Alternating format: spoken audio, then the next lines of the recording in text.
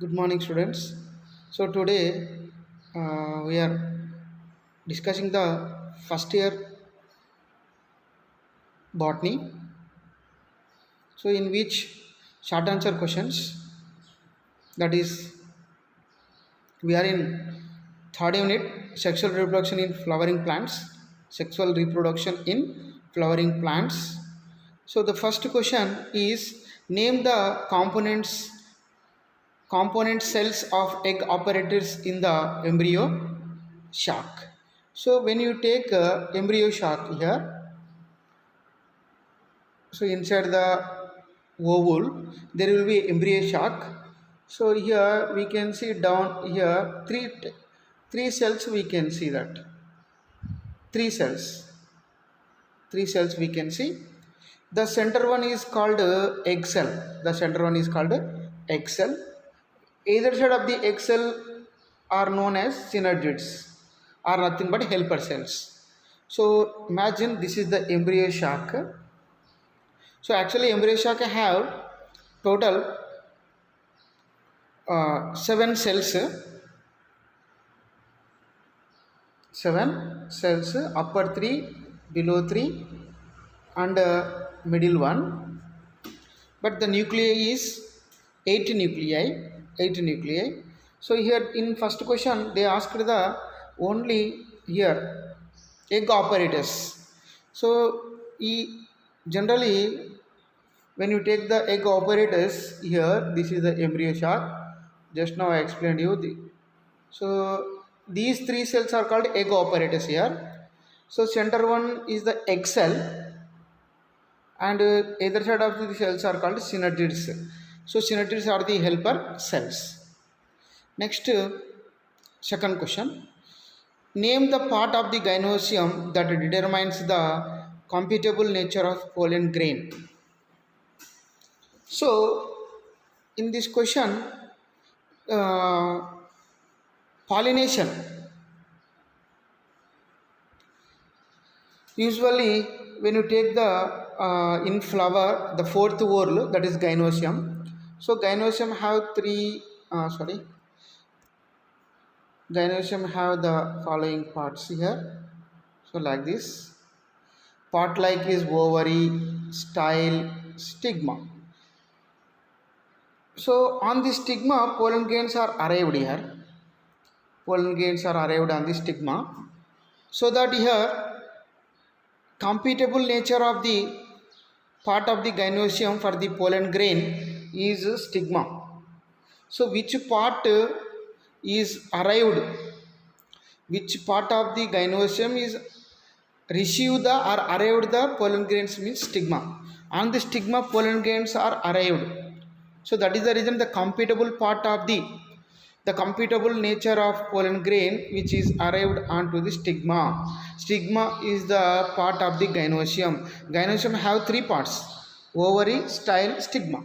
So pollen grains are arrived with stigma. This is next question, name the common functions that cotyledons and nucellus perform. So here the main functions of cotyledons is store the food material, storage of reserved food material by the cotyledons. cotyledons అంటే ఇక్కడ గుర్తుపెట్టుకోవాలి సీడ్కి ఉండేటువంటి పలుకులు. So మోనోకాట్లోనేమో ఏమో ఒకటే ఉంటుంది, డైకాట్లో 2 ఉంటాయి, కాట్లిడాన్స్, carpels. So మరి కాట్లిడాన్స్ ఫంక్షన్ ఏంటి అంటే storage of reserved food material. So second point nucellus function ఏంటి, న్యూసెల్లస్ ఫంక్షన్ ఏంటి అంటే నరిష్మెంట్ అనమాట. So cotyledons nourishes the embryo, nucellus nourishes the embryo sac. This is the how to keep in your mind, nourishment అంటే పోషణ అనమాట. So కాట్లిడాన్స్ జనరల్గా embryo షాక్ని పోషిస్తాయి, న్యూసెల్లస్ జనరల్గా ఎంబ్రియో షాక్ని పోషిస్తాయి అన్నమాట, nourishment. So cotyledons nourish the embryo, nucellus nourishes the embryo sac. So this is the how to keep in your mind. Next, fourth question, name the part of pistil which develops into fruits and seeds. So after fertilization what are the changes? when you go to the what are the changes after the fertilization? Ovary develops into fruit, ovules into seed. This is most important in a general point of view also. You have to think of it. After fertilization, what happens? Ovary. So already I said. So once again, the gynoecium has 3 parts. Gynoecium have 3 parts: ovary, style, stigma. So inside the ovary, ovule is there. Ovule. So the after fertilization, ovule develops into embryo, into seeds. Ovary develop into fruit. This ovary developed into fruit. Ovule into seed. So this is you have to keep in our mind. Next వచ్చేసి ఇక్కడ మనకి fifth question, in case of polyembryony అంటే more than actually one single embryo has to develop, but here if the more than embryos are developed, that is called polyembryony. If any embryo develops from the synergids and another from the nucellus which is diploid. So actually when you take the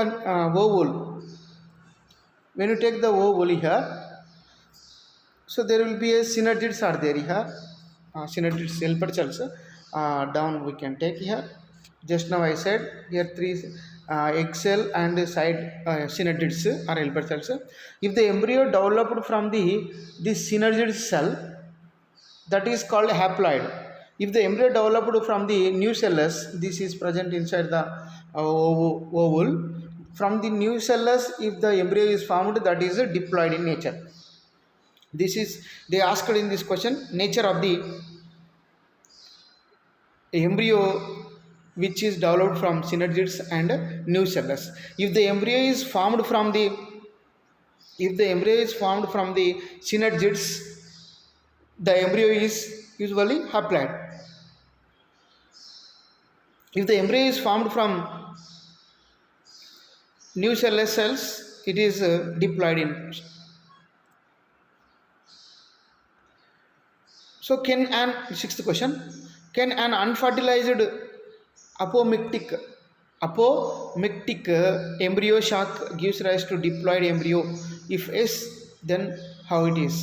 Yes, an unfertilized apomictic embryo shock gives rise to a diploid embryo shock. Yes, because of in which the megaspore develops into embryo shock without meiotic division, egg will be diploid. Diploid egg develops into embryo by mitotic division. So generally the megaspore usually has to undergo and produce 4 haploid cells, but if it is not undergo the meiotic division and if it is gives directly embryo, that is diploid nature only. So the diploid egg develops into a embryo by mitotic divisions. Then what happens if the diploid egg, if it is developed, diploid egg develops into a diploid, that is by the mitotic embryo is divided into by the mitotic division. This is you have to keep in our mind. Next is 7th question, which are the 3 cells found in a pollen grain when it is set at the 3-celled stage? So when the pollens are transferred from, that is anther to stigma, usually they have 3 stages. One is the vegetative cell and vegetative cell and 2 male gametes. So generally if the pollen grain is during transfer, it has a 3-celled state. 1, 2, 3.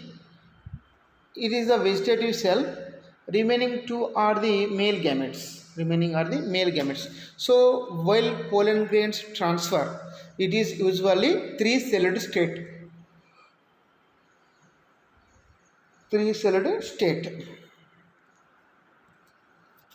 Next here,